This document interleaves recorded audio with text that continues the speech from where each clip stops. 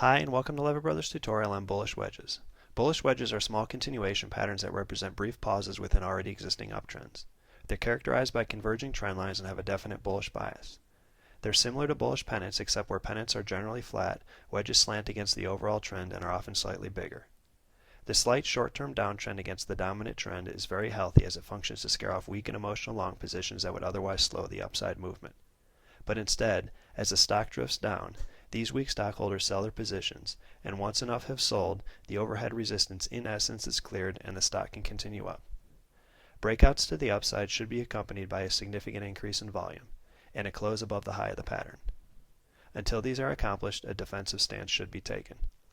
For starters, the rally into the pattern can be used to establish an expected target, but again, this is just for starters and should not be relied on heavily. Some traders will measure the move to the far side of the pattern and project it up from the breakout level as shown here. Others will measure to the midpoint. There is no right or wrong answer. This isn't an exact science. Targets are meant to give you a frame of reference to work from. They are not set in stone. The extent of the advance will often depend on the overall market. A strong market will help greatly in achieving an ambitious price target, but in a weak market, a trader should be happy with a moderate advance. Let's check out a couple of examples. Here's Brooks Automation.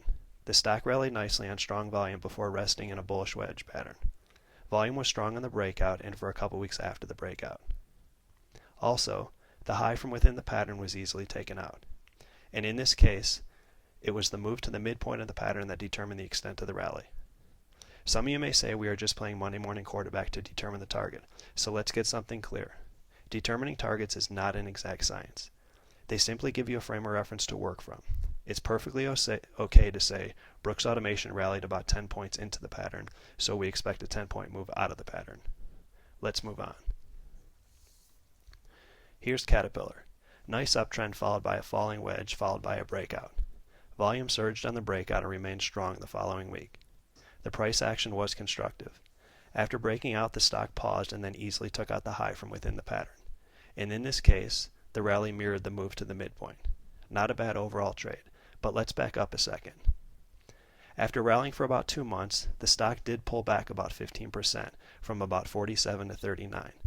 Should you get out and take profits even though the stock failed to rally to its target, or do you stay in? The answer is that it all depends on the type of trader you are.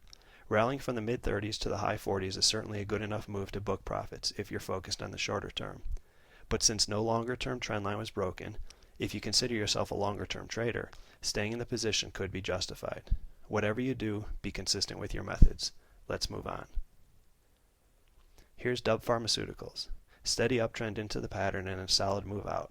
Volume didn't surge like we'd like to see, but we got some good price separation, so there wasn't much to be concerned with. And in this case, the move to the midpoint of the pattern nicely forecasted the eventual move out. Let's go through a few more. We find it helpful to look at successful pattern formations to train our eyes. Here's Apple. Steady uptrend leads to a falling wedge which resolves up with a good surge in volume.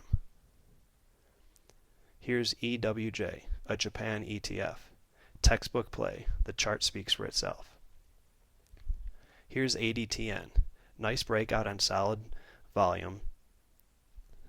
In this case, the pattern was big enough that we weren't concerned with the stock taking out the high of the pattern because a move to the high would be a good trade by itself. And finally, GOLD. Not the smoothest trading stock, but the bullish wedge was a textbook play. Nice rally into the pattern and solid volume out. That wraps up this tutorial. Again, bullish wedge patterns are brief pauses within uptrends and should see a significant increase in volume upon breaking out. The extent of the advance will often depend on the overall market. A strong market will help greatly in achieving a more ambitious price target, but in a weak market, a trader should be happy with a moderate gain.